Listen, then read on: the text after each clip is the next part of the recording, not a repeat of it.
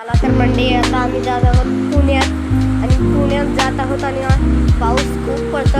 असं वाटते की मागच्या वेळेस पण पुण्यात गेलेलो तेव्हा पण पाऊस होता.